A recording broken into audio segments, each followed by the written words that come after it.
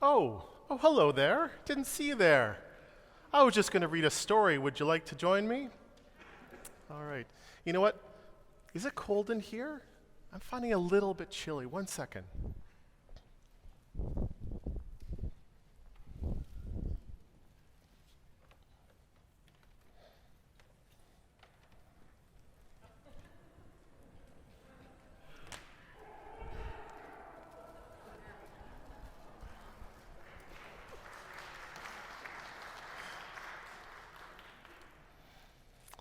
Oh, that's better.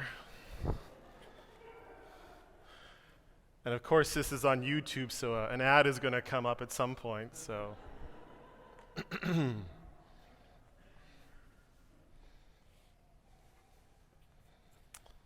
all right, what do we got here? The Gift of the Magi by O. Henry, 1906. $1.87. That was all. And 60 cents of it was in pennies. Pennies saved 1 and 2 at a time by bulldozing the grocer and the vegetable man and the butcher.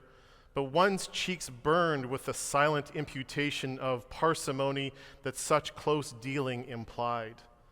3 times Della counted it, $1.87. And the next day would be Christmas. There was clearly nothing to do but flop down on the shabby little couch and howl. And so Della did it, which instigates the moral reflection that life is made up of sobs, sniffles, and smiles, with sniffles predominating. While the mistress of the home is gradually subsiding from the first stage to the second, let's take a look at the home. A furnished flat at $8 per week. It did not exactly beggar description, but it certainly had that word on the lookout.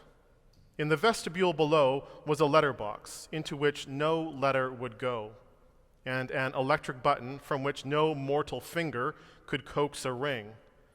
And also appertaining thereunto was a card bearing the name Mr. James Dillingham Young. But whenever Mr. James Dillingham Young came home and reached his flat above, he was called Jim, and greatly hugged by Mrs. James Dillingham Young, already introduced to you as Della, which is all very good. Della finished her cry and attended to her cheeks with a powder rag. She stood by the window and looked out dully at a gray cat walking by a gray fence in a gray backyard. Tomorrow would be Christmas Day, and she had only $1.87 in which to buy Jim a present. She had been saving every penny she could for months with this result. $20 a week doesn't go far. Expenses had been greater than she had calculated. They always are. Only $1.87 to buy a present for Jim. Her Jim. Many a happy hour she had spent planning for something nice for him, something fine and rare and sterling, something just a little bit near to being worthy of the honor of being owned by Jim. There was a pier glass between the windows of the room. Perhaps you have seen a pier glass in an $8 flat. A very thin and very agile person may, by observing his reflection in a rapid sequence of longitudinal strips, obtain a fairly accurate conception of his looks. Della, being slender, had mastered the art. Suddenly, she whirled from the window and stood before the glass.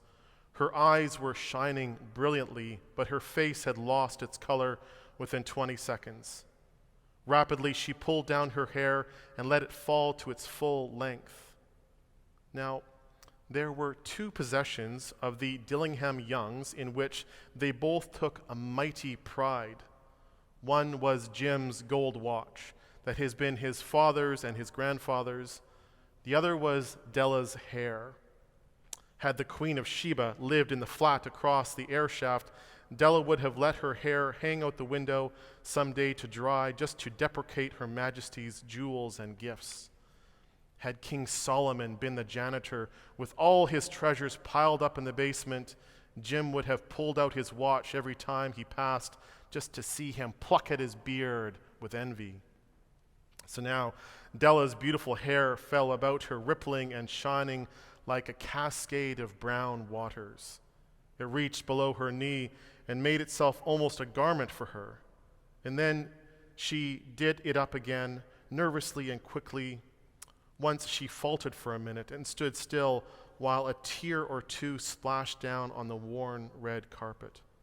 On went the old brown jacket, on went the old brown hat. With a whirl of skirts and with the brilliant sparkle still in her eyes, she fluttered out of the door and down the stairs to the street. Where she stopped, the sign read, Madame Sofron's hair goods of all kinds. One flight up, Della ran and collected herself, panting. Madame, large, chilly, hardly looking like a Sofron. Will you buy my hair? Asked Della. I buy hair, said Madame. Take your hat off. Let's have a sight of the looks of it. Down rippled the brown cascade. $20, said Madame, lifting the mass with a practiced hand. Give it to me quick, said Della. The next 2 hours tripped by on rosy wings. She was ransacking the stores for Jim's present. She found it at last. It surely had been made for Jim and no one else. There was no other like it in any of the stores, and she had turned them all inside out. It was a platinum fob chain, simple and chaste in design, properly proclaiming its value by substance alone, and not by meretricious ornamentation, as all good things should do. It was even worthy of the watch. As soon as she saw it, she knew that it must be Jim's. It was like him, quietness and value. The description applied to both. $21 they took from her for it, and she hurried home with the 87 cents. With that chain on his watch, Jim might be properly anxious about the time in any company. Grand as the watch was, he sometimes looked at it on the sly on account of the old leather strap that he used in place of a chain. When Della reached home, her intoxication gave way a little to prudence and reason.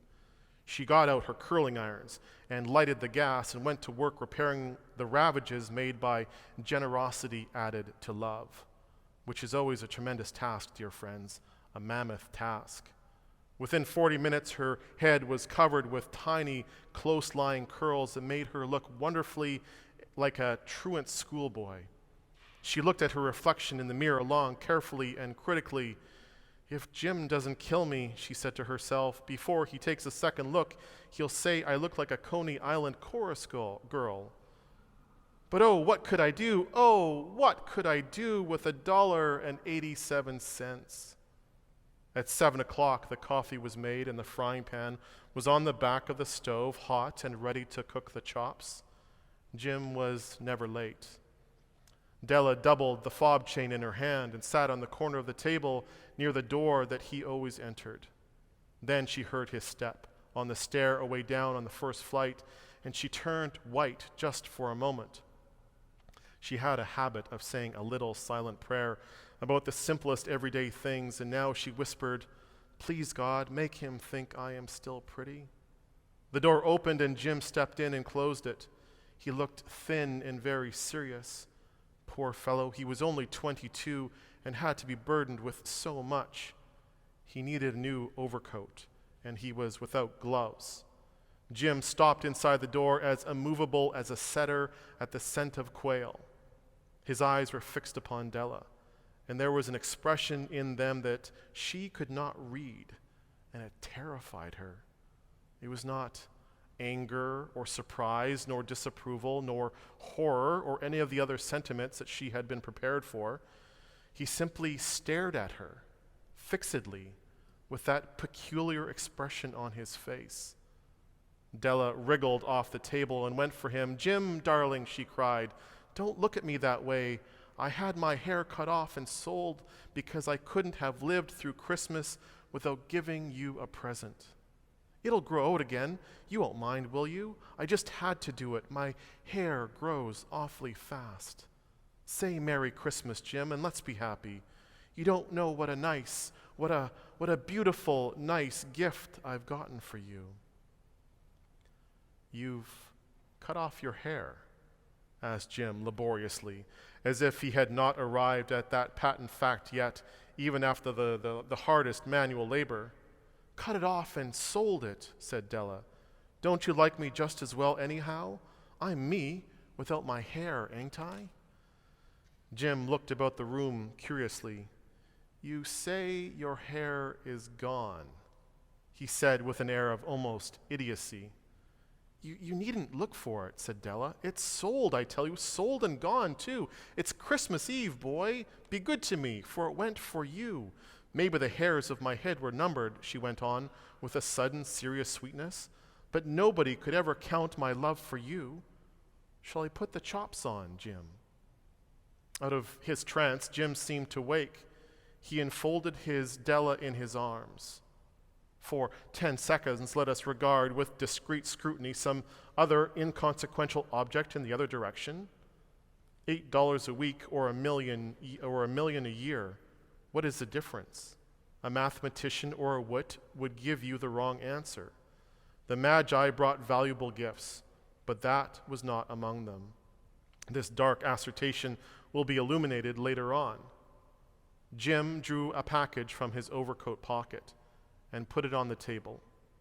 Don't make any mistake, Dell, he said, about me.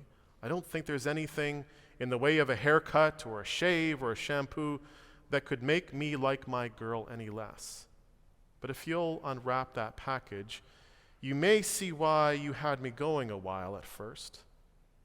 White fingers and nimble tore at the string and paper, and then an ecstatic scream of joy, and then, alas, a quick change to hysterical tears and wails necessitating the immediate employment of all the comforting powers of her husband. For there lay the combs, the set of combs side and back that Della had worshipped long in a Broadway window. Beautiful combs, pure tortoiseshell, with jeweled rims, just the shade to wear in the beautiful vanished hair. They were expensive combs, she knew, and her heart had simply craved and yearned over them with the least hope of possession. And now they were hers. But the tresses that should have adorned the coveted ornaments were gone. But she hugged them to her chest, and at length she was able to look up with dim eyes and smile and say, "My hair grows so fast, Jim." And Della leapt up like a little singed cat and cried, "Oh, oh!" Jim had not yet seen his beautiful present. She held it out to him eagerly upon her open palm. The dull, precious metal seemed to flash with a reflection of her bright and ardent spirit. "Isn't it dandy, Jim? I hunted all over town to find it. You'll have to look at the time 100 times a day now. Give me your watch. I want to see how it looks on it." Instead of obeying, Jim tumbled down onto the couch and put his hands under the back of his head and smiled. "Dell," he said, "let's put our Christmas presents away and keep them a while. They're too nice just to use at present. I sold the watch to get the money to buy your combs. Now how about we put on those chops?" The Magi, as you know, were wise men, wonderfully wise men who brought gifts to the babe in the manger. They invented the art of giving Christmas presents. Being wise, their gifts were no doubt wise ones, possibly bearing the privilege of exchange in case of duplication. And here I have lamely related to you the uneventful chronicle of 2 foolish children in a flat who most unwisely sacrificed for each other the greatest treasures of their house. But in the last word to the wise of these days, let it be said that of all who give gifts, these 2 were the wisest. Of all who give and receive gifts, such as they are the wisest. Everywhere they are the wisest. They are the Magi.